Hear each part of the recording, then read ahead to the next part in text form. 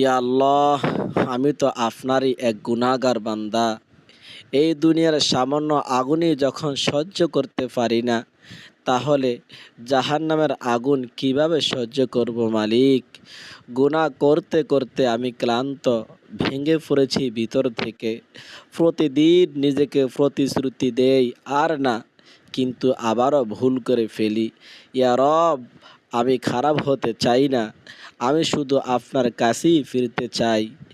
তোমার রহমতের দরজাটা বন্ধ করো না আমার জন্য।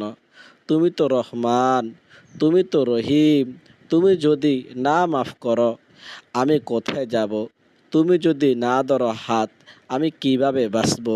মাওলা, আমার গুনাহ যত বড়ই হোক, তোমার রহমত তার থেকেও অনেক বড়।